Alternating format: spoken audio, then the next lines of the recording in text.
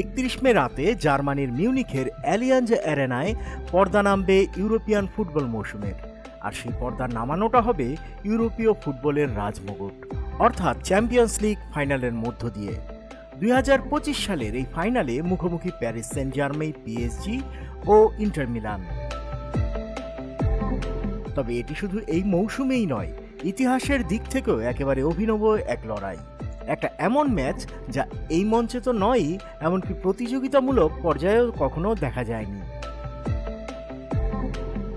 এই শতাব্দীর 85% ফাইনালে অন্তত একটা ইংলিশ বা স্প্যানিশ দল থাকাই যেন নিয়মে পরিণত হয়েছিল। এবার সেখানে এক ফরাসি ও এক ইতালিয়ান দল একসঙ্গে এমনটা ঘটেছে 30 বছরেরও বেশি সময় পরে। এর চেয়েও অবাক করা ব্যাপার হলো, দুই ক্লাবের মধ্যে এর আগে কখনো কোনো প্রতিযোগিতামূলক ম্যাচই হয়নি, কেবল কিছু গ্রীষ্মকালীন প্রীতি ম্যাচ ছাড়া। সাম্প্রতিক ফর্ম কেমন? এই ম্যাচে পৌঁছানোর পথে দুই দলের অভিজ্ঞতা ও আবেগ ছিল সম্পূর্ণ বিপরীত। পিএসজি আগেই ঘরোয়া লিগ জিতে নিয়েছে এবং গত সপ্তাহে ফ্রেঞ্চ কাপেও রেইমসকে 3-0 গোলে হারিয়ে ট্রফি তুলে নিয়েছে। অন্যদিকে সিমোনে ইনজাগির ইন্টার অসাধারণ এক ইউরোপিয়ান মৌসুম কাটালেও সিরি আর শিরোপা যুদ্ধে হেরে গিয়ে কিছুটা হতাশ। তবে সব ভুলে দুই দলের চোখ এখন সামনে। এই 90 মিনিটই নির্ধারণ করবে তাদের পুরো মৌসুমের মূল্যায়ন। ইতিহাসের পাতা কি বলছে? ইতিহাস বলছে এটা ইন্টারের 7ম চ্যাম্পিয়ন্স লিগ ফাইনাল। এর মধ্যে 3বার জিতেছে, 3বার হেরেছে। সর্বশেষ 2023 সালে ম্যানচেস্টার সিটির কাছে ইস্তানবুলে 0-1 ব্যবধানে হারে। এবার সেই হারের প্রতিশোধের সুযোগ এসেছে। আর এই ম্যাচ সিমোনে ইনজাগির জন্য হতে পারে আন্তর্জাতিক স্বীকৃতি পাওয়ার শ্রেষ্ঠ মুহূর্ত। ফরাসি বনাম ইতালিয়ান ক্লাবের লড়াইয়ে কে এগিয়ে? উয়েফার ইতিহাসে এই নিয়ে মাত্র দ্বিতীয়বার চ্যাম্পিয়ন্স লিগ ফাইনালে মুখোমুখি হচ্ছে ফরাসি ও ইতালীয় ক্লাব।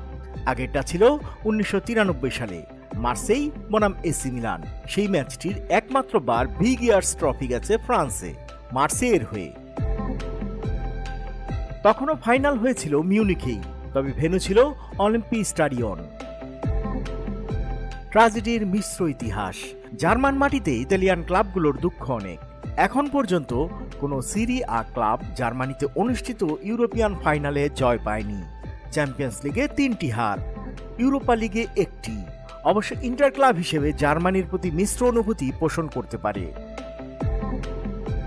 1988 সালে নিকোলা বার্তির ঐতিহাসিক গোল, 2011 সালে পানদেভের গোল, কিংবা এই মৌসুমেই কোয়ার্টার ফাইনালে ফ্রাত্তেসির গোল, সবই স্মরণীয়। আবার জাতীয় পর্যায়েও ইতালির সোনালী স্মৃতি আছে। 2006 সালে বিশ্বকাপ জিতেছিল জার্মানিতেই, ফাইনালে ফ্রান্সকে হারিয়ে। 90 দশকের কষ্ট। মিউনিখের মাটি ছিল 90 দশকে ইতালিয়ান ফুটবলের জন্য ট্র্যাজিক স্মৃতির জন্মস্থান। 1993 সালে এসি মিলান একটানা 25 ম্যাচ অপরাজিত থেকে এসেছিল, কিন্তু ফাইনালে মার্সের বিপক্ষে 0-1 হেরে যায়। মিলান কোচ কাপেলো স্বীকার করেছিলেন, আমরা সবকিছু ভুল করেছিলাম। এর 4 বছর পর 1997 সালে সেই একই অলিম্পিয়া স্টেডিয়ামে জুভেন্টাস মুখোমুখি হয় ডর্টমুন্ডের। ফেভারিট ছিল জুভেন্টাস, কিন্তু হেরে যায় 1-3 ব্যবধানে। যদিও ডেল পিওরের ব্যাকহিল গোলটা ছিল ক্লাসিক। এরপর 2003, 2015, 2017 জুভেন্টাস আরও 3টি ফাইনালে হারে। সাম্প্রতিক হতাশা। জার্মানিতে শেষ ইউরোপিয়ান ফাইনাল হয়েছিল 2020 সালে, করোনা মহামারীর সময় ফাঁকা গ্যালারিতে। ইউরোপা লিগের সেই ফাইনালে অ্যান্তোনিও কন্তের ইন্টার মিলান হেরে যায় সোভিয়ার কাছে। ম্যাচের সবচেয়ে করুণ মুহূর্ত ছিল লুকাকুর আত্মঘাতী গোল, যেটা ইন্টার সমর্থকদের দুঃস্বপ্ন হয়ে রয়ে গেছে। ইন্টার মিলানকে অবশ্য আরেকটি বিষয় ভাবিয়ে তুলতে পারে। প্রতিবারই নতুন চ্যাম্পিয়ন উপহার দিয়েছে অ্যালিয়াঞ্জ অ্যারিনার এই মাঠ। 1979 সালে ইংল্যান্ডের নটিংহ্যাম ফরেস্ট, 1993 সালে মার্সেই, 1997 সালে বরুসিয়া ডর্টমুন্ড প্রথমবারের মতো শিরোপা জিতে এই মাঠেই। 2012 সালে তো যে ক্লাবের মাঠ এই অ্যালিয়াঞ্জ অ্যারেনা, সেই বায়ার্ন মিউনিখকে হারিয়ে চ্যাম্পিয়ন্স লিগ জয়ের স্বাদ পায় চেলসি, তাও ইতিহাসে প্রথমবারের মতো। আর এবার ইন্টার মিলানের প্রতিপক্ষ প্যারিস সেন্ট জার্মেইন আছে প্রথমবারের মতো শিরোপা জেতার মিশনে। এবার ইন্টার কি পারবে? এইসব ট্র্যাজেডির ইতিহাস মাথায় রেখেও প্রশ্নটা একই থাকে, এবার কি ইন্টার পারবে এই জার্মান অভিশাপ ঘোচাতে? ইতিহাসকে ছাপিয়ে নতুন স্মৃতি তৈরি করতে পারবে কি তারা?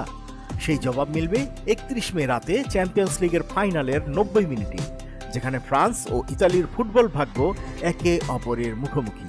কে হাসবে শেষ হাসি? উত্তর মিলাতে চোখ রাখুন অ্যালিয়েঞ্জ অ্যারেনায়, যেখানে ম্যাচ শেষে জানা যাবে ইউরোপের ক্লাব ফুটবলের নতুন রাজার নাম।